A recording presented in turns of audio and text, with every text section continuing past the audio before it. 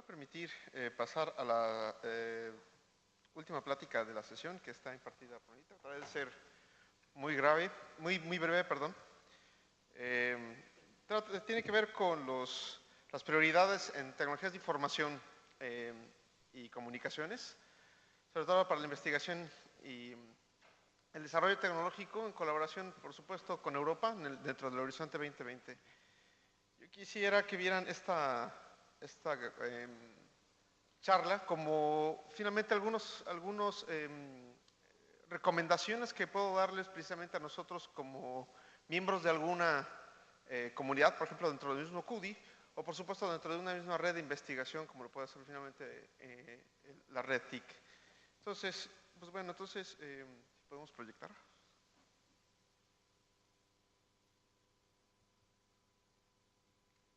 Gracias.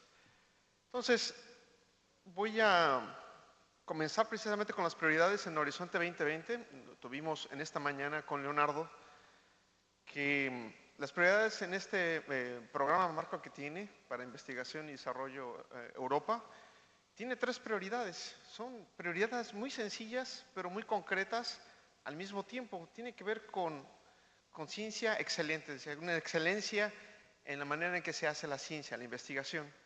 Realmente no es muy difícil de declarar, lo que es difícil es construir todo un plan que converja hacia esa excelencia en la ciencia, ¿no? El segundo punto es crear dentro de esa misma, finalmente, actividad científica, un liderazgo industrial en diferentes áreas. Y eso, por supuesto, pues el liderazgo tiene que ver finalmente su éxito con un impacto en necesidades, ¿no? En ese sentido, la tercera es los cambios que se tienen a nivel social, es decir, atacar esas grandes problemáticas. Son 3 ejes, los 3 grandes pilares que nos los dijo Leonardo. Los dijo muy rápido porque finalmente le tenía que decir que esto dependía de las TICs. Y la verdad es que no es difícil, dado que a final de cuentas, no es difícil identificarlo, dado que a final de cuentas lo que se invierte en investigación y desarrollo realmente también tiene que ver como una parte integral en la solución precisamente para salir de la crisis. En esta gráfica podemos ver que aquellos países que tienen, por supuesto, un poder económico mayor y que a su vez, por supuesto, le destinan un mayor porcentaje en investigación y desarrollo, son aquellos que tienen, por supuesto, más oportunidades precisamente para salir de la crisis. Pero no es por lo que estén en estos momentos invirtiendo, sino que realmente lo han venido invirtiendo desde los últimos años. En este caso, por ejemplo, en los últimos 10 años, aquí podemos ver que países como Alemania, como Finlandia, como Inglaterra, que realmente, a pesar de tener un crecimiento económico modesto, realmente no tienen problemas como en el resto de Europa, ¿no? Es decir, que realmente sí tienen algunos problemas ahí interesantes, ¿no? Y bueno, en particular para las tecnologías de información y comunicaciones podemos ver que en base a todo estos 3 pilares han definido que realmente se quiere una nueva generación de componentes y sistemas, es decir, la parte de infraestructura. También han definido definir una nueva generación en cuanto a cómputo, finalmente es High Performance Computing. Y por supuesto, yendo un poco más allá, hacia la definición del Internet del futuro, ¿no? Por supuesto, esto, infraestructuras, tecnologías y servicios, así como lo conocemos. La creación de contenido de información, precisamente, sobre todo, que fomente el contenido digital en diferentes áreas y, por supuesto, la creatividad, ¿no? Y de ahí, pues bueno, tener otras injerencias como las interfaces avanzadas, robots de servicio, y por supuesto ambientes inteligentes, ¿no? Por supuesto también esto debe ir de la mano mucho con la micro y nanoelectrónica, fotónica y tecnologías emergentes, ¿no?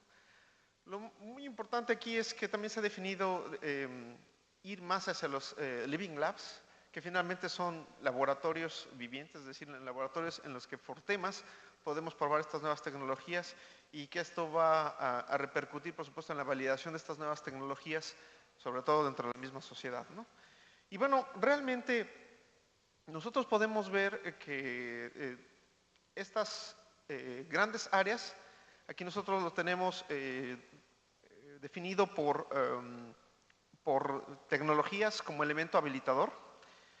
Y finalmente, en el segundo tenemos ICT como prioridades, es decir, la tecnología por la tecnología. En el primero es la tecnología por lo que nos ayuda como herramientas, ¿no?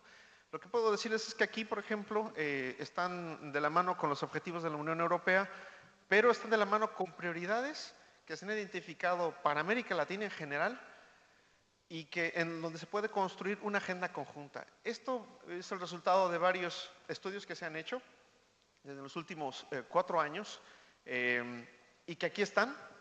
Es en donde hay una gran oportunidad, donde nosotros, en particular como México y en general como América Latina, a nivel regional, tenemos fortaleza para poder inferir directamente en estos temas, ¿no? Por ejemplo, ahí me voy a quedar con los 3 primeros. Tenemos Internet de las Cosas para ciudades inteligentes, o el uso óptimo de sistemas de manejo de energía también en ciudades inteligentes, o finalmente involucrar la movilidad de las personas, ¿no? También en estas ciudades inteligentes. Si se fijan, son problemas sociales en los que realmente aquí las tecnologías de información y comunicaciones nos pueden ayudar mucho en el despliegue de soluciones prioritarias. Y por otro lado, la tecnología por la tecnología, pues tenemos pues nada raro, que el primero es que podemos hacer un despliegue a nivel de proyectos nuevos en redes y servicios. Realmente podemos identificar muchas oportunidades precisamente para elaborar proyectos. Por ejemplo, aquí como Carlos Casas uno nos dijo, realmente todo el despliegue a nivel de conectividad, primeramente, y después, por supuesto, por las capacidades de cómputo, y en última instancia, pero eso no quiere decir que sea lo menos, en la parte de la definición de estos servicios, realmente nos puede ayudar mucho a poder definir esas hojas de ruta. Pero nuevamente, no necesariamente el definirlos está lo más difícil. Lo más difícil está finalmente en poder coordinar programas que estén financiados ya sea por el gobierno, en este caso, por ejemplo, como CONACYT, o por otro lado, por instancias privadas, ¿no? Aquí lo que quiero colocar muy rápidamente son las comunidades en donde podemos realizar muchos de estos proyectos sobre las áreas que identificamos. Estas áreas son las más importantes, están agrupadas, incluso lo podemos ver como las comunidades de CUDI, como ciencias de la vida, ciencias de la tierra, ingeniería, ciencias computacionales y matemáticas, acceso a los datos, preservación, astronomía y astrofísica. Y de ahí, dentro de ellos, pues realmente tenemos una masa crítica muy interesante precisamente para poder realizar proyectos, sobre todo en términos de talento y talento futuro que podemos tener a mediano plazo, quiere decir unos 3 años, ¿no? Y bueno, esto simplemente para recordar que dentro de esas comunidades, aquí precisamente, nosotros tenemos que impulsar nuevamente la generación de infraestructuras comunes, en particular precisamente para los Science Gateways, que vamos a ver un poco, bueno, que se han abordado un poco a lo largo de toda esta reunión, que realmente existe una gran necesidad de coordinación, porque sobre todo nosotros, como por ejemplo, con todas las redes nacionales, como CUDI, como nuestros colegas latinoamericanos y europeos, pues realmente tratan de fortalecer toda esta parte, precisamente porque el hecho de tener un catálogo de servicios posibles de infraestructura común nos va a tener que, podemos generar esa ciencia de excelencia en cada una de estas comunidades virtuales, por ejemplo, en astronomía, por ejemplo, en matemáticas, en educación, etcétera, y eso realmente nos quitará problemas que son técnicos en este punto y que realmente se van a ver desplegados aquí. Eso no quiere decir que esos problemas no tengan que ver con un punto de vista científico interesante, ¿no?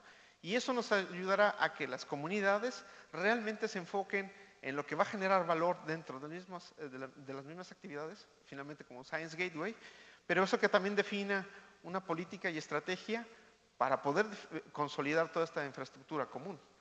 Bueno, para terminar, me gustaría dar algunas ideas precisamente porque ¿de dónde vienen los proyectos?